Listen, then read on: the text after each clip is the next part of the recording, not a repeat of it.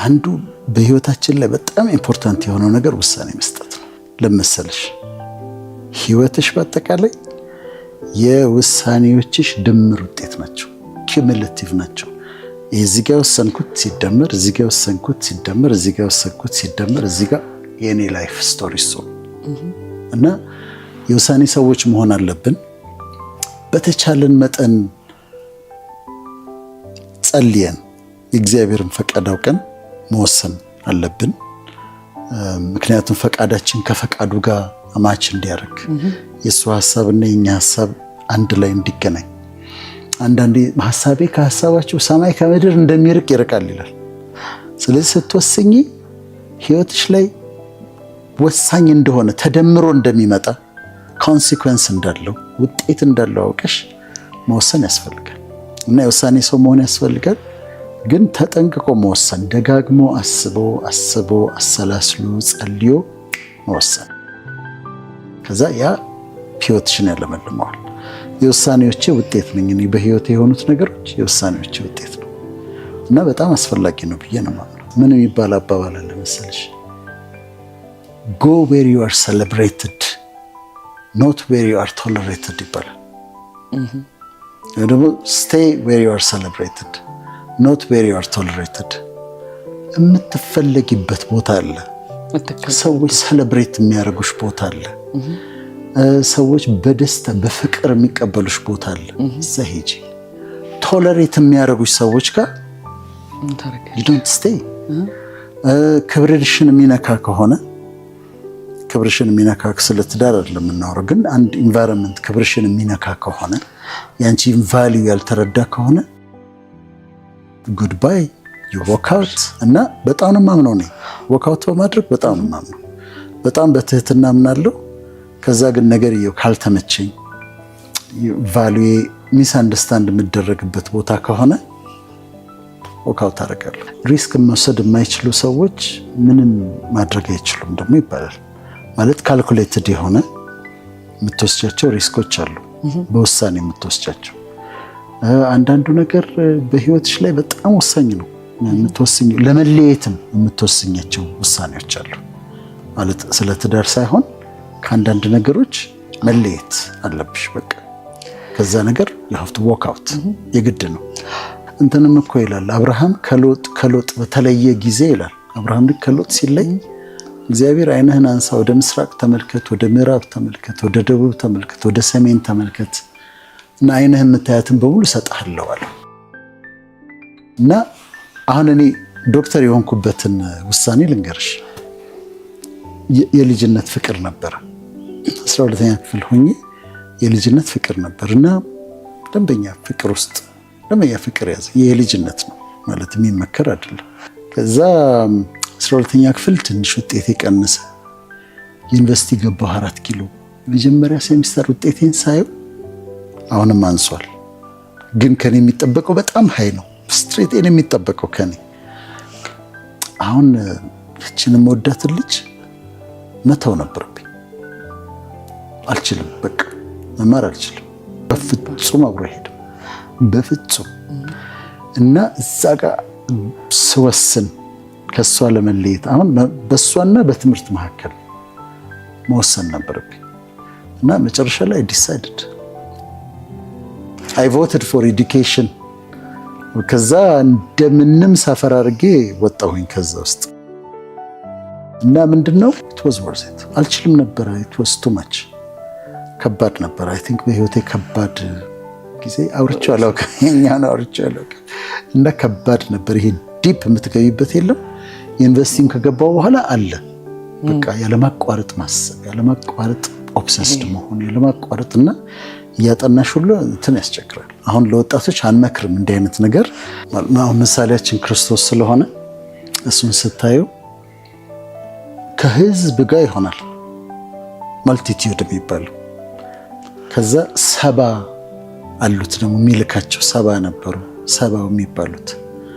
ከዛ 12 ነበሩት አይደለም? ደቀ መዛሙርቶቹ 12 ነበሩት።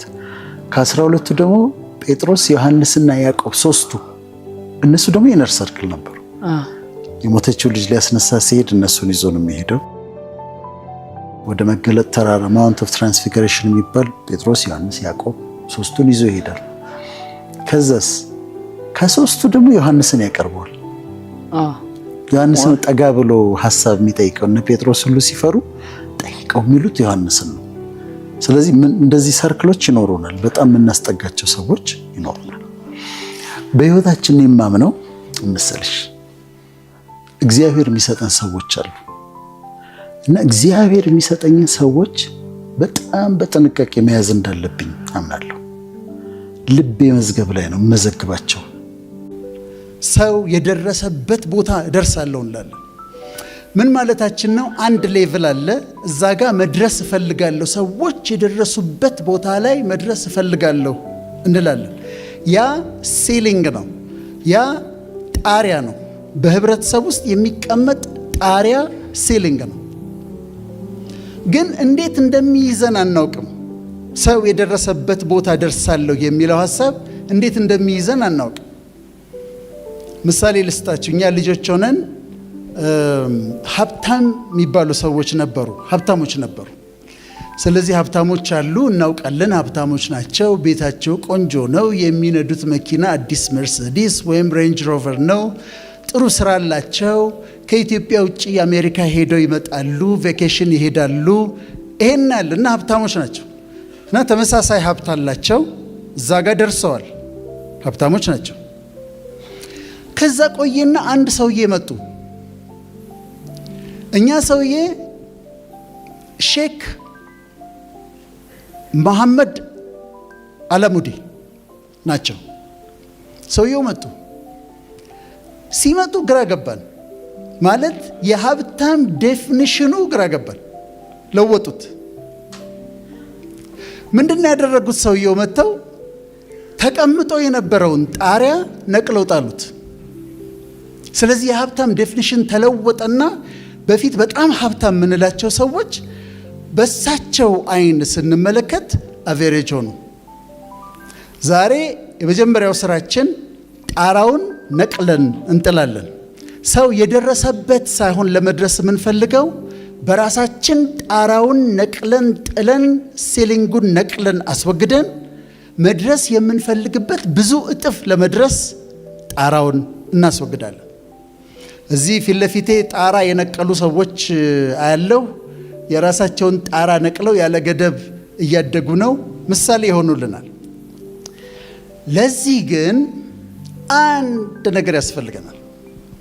እውቀታው፣ ችሎታው ግን እጅግ በጣም አስፈላጊ ለስኬት እጅግ በጣም አስፈላጊ የሆነ አንድ ነገር አለ። እሱም ካራክተር ነው። ካራክተርን በአማርኛ ለመተርጎም ሞክሬ ተቸግሬያለሁ። የስነ ምግባር ባህሪ፣ ጸባይ ድምር ነው። ካራክተር ግን የበለጠ እንግሊዘኛው ይገልጸዋል። ካራክተር ያለ ካራክተር የትም አትሄዱም። ያለ ካራክተር የትም አትደርሱ። አይታችሁ እንደሆነ አንዳንድ ሰዎች ችሎታቸው በጣም አስደናቂ ነው። በጣም ጎበዝ ናቸው። በጣም አስደናቂ ችሎታ አላቸው። 10 ደቂቃ ግን ቁጭ ብላችሁ ከነሱ ጋር ማውራት አትችሉ። ለምን? ካራክተር አትችሉ።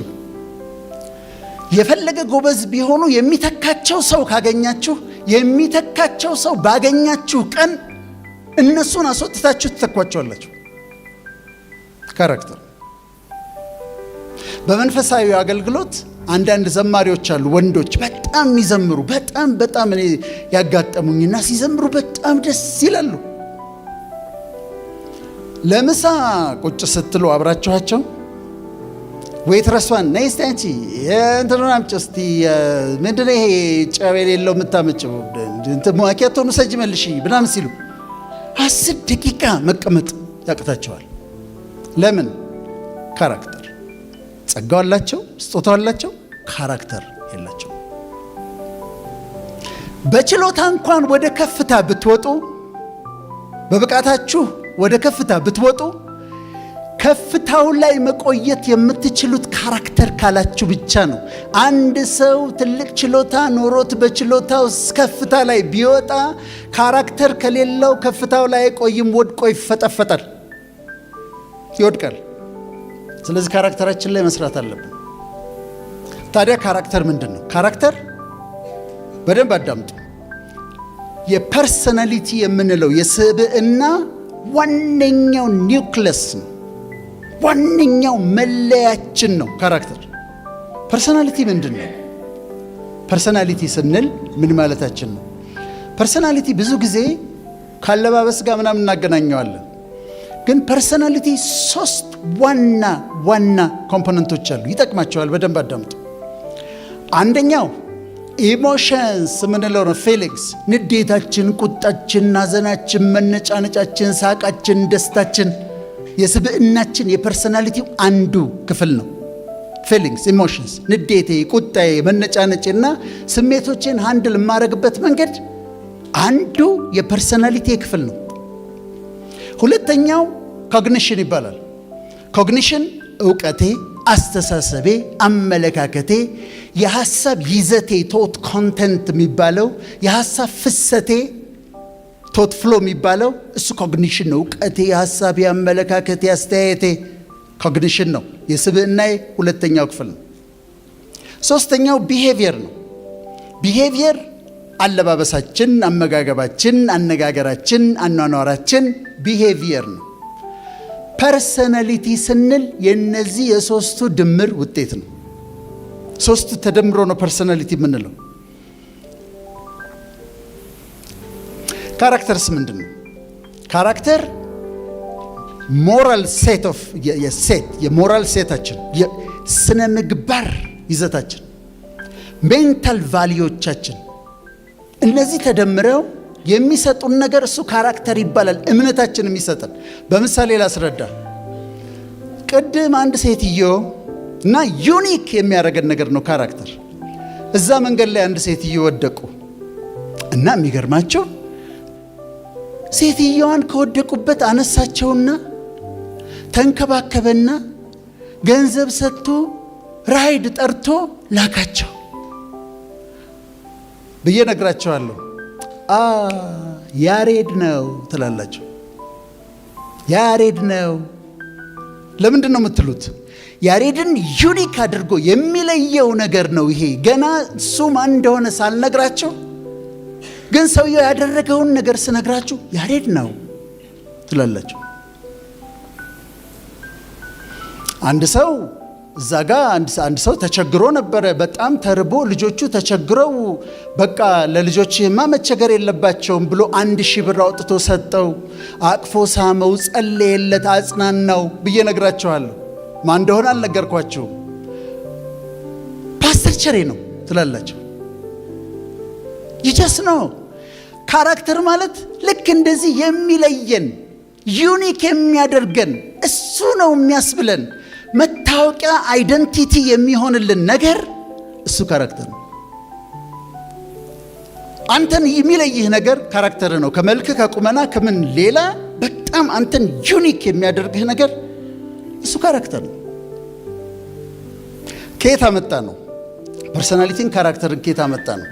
አንደኛ ኔቸር ማለት ጄኔቲክ ሜካፓችን ማለት ነው። ከአባቴ ከእናቴ የወረስኩት ጄኔቲክ ሜካፕ አለ። አባቱ ቁጡ ነበረ፣ እሱም ቁጡ ነው። አባትየው በልጅነት ነው የሞተው፣ ግን አባቱ ቁጡ ነበረ፣ እሱም ቁጡ ነው። ጄኔቲክ ነው። አባቱ ኃይለኛ ነበር፣ እሱም ኃይለኛ ነው። አባቱ በልጅነቱ ነው የሞተው፣ ጄኔቲክ ነው። ኔቸር አንደኛው ነው። ሁለተኛው ነርቸር የሚባለው ያሳደጉን ወላጆቻችን፣ የተማርንበት ትምህርት ቤት፣ የነበሩን ጓደኞች፣ ያደግንበት ኢንቫይሮንመንት ደግሞ ነርቸር ይባላል። ስለዚህ ኔቸር እና ነርቸር ካራክተራችንን ሰርቷል። የሁለቱ ድምር ውጤት ነው።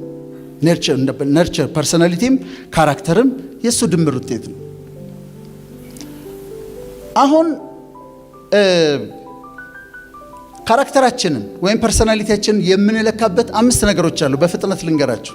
ካራክተራችን ወይም ፐርሰናሊቲያችን፣ አንድ ሰውን ፐርሰናሊቲ ማየት ስትፈልጉ ካራክተሩን ማየት ስትፈልጉ 5 መለኪያዎች አሉ።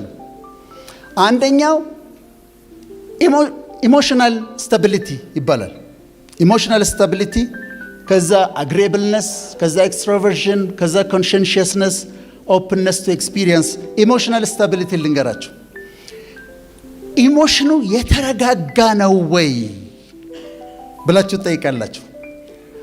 አንዳንድ ሰው ጠዋት አግኝታችሁት ሄ እንዴት ነህ ደህና ነው ወይ እንዴት ነው ኑሮ እንዴት ነው ይላችኋል። ተሰዓት በኋላ ስታገኙት አሁን ደስተኛ ነው፣ አሁን ተናዶ፣ አሁን ዲፕሬስድ ነው፣ አሁን ኢሌትድ ነው። ኢሞሽናል ስታቢሊቲ ተመልከቱ። ኖርማል ሬንጅ አለ ሙዳችን ስዊንግ የሚያደርግበት። ደስተኛ ሆናለሁ፣ አዝናለሁ፣ ደስተኛ ሆናለሁ፣ አዝናለሁ፣ እንደዚህ ስዊንግ ያደርጋል። ስዊንግ የሚያደርግበት ሬንጅ በጣም ከሰፋ ባይፖላር ዲስኦርደር የሚባለው እሱ ነው። 2 ፖሎች አሉ ማለት ነው። ከላይ ፖል አለ፣ ከታች ፖል አለ። ይሄ ስዊንግ የሚያደርገው ይሰፋና እንደዚህ ይሆናል። በጣም ደስተኛ ይሆናል፣ ከዛ ይወርድና ዲፕሬስድ ይሆናል። ባይፖላር ዲስኦርደር ይባላል። ግን የሚፈለገው ኳሊቲ ምንድን ነው? ኢሞሽናል ስታቢሊቲ። ስትናደድም ያዝ ማድረግ የምትችል፣ ስትደሰትም ዝም ብሎ የማይፈነጥስ ሰው፣ ኢሞሽኑን መቆጣጠር የሚችል፣ ንዴቱን መቆጣጠር የሚችል፣ ሐዘኑን ማኔጅ ማድረግ የሚችል የተረጋጋ ኢሞሽን ያለው ሰው በጣም ጥሩ ፐርሰናሊቲ፣ በጣም ጥሩ ካራክተር አለው። ኢሞሽናል ስታቢሊቲ ይባላል። ራሳችሁን ኢቫሉዌት እያደረጋችሁ ሂዱ። ይሄ ለካራክተር እጅግ በጣም አስፈላጊ ነው። ዝም ብሎ የሚናደድ ሰው፣ ዝም ብሎ ድንገት ተነስቶ ቱግ ብሎ የሚናደድ ሰው ጥፋት ያመጣል። እኔ ስናደድ የምመራባትን አንድ ፕሪንሲፕል ልንገራችሁ፣ ሁሌ የማስታውሳት። በሐሳባችሁ አንገርን ጻፉት። አንገር ንዴት አይደል? ከፊቱ አንድ ዲ ጨምሩበት፣ ዴንጀር ይሆናል። ስለዚህ በአንገርና በዴንጀር መካከል ያለው ልዩነት አንድ ፊደል ነው።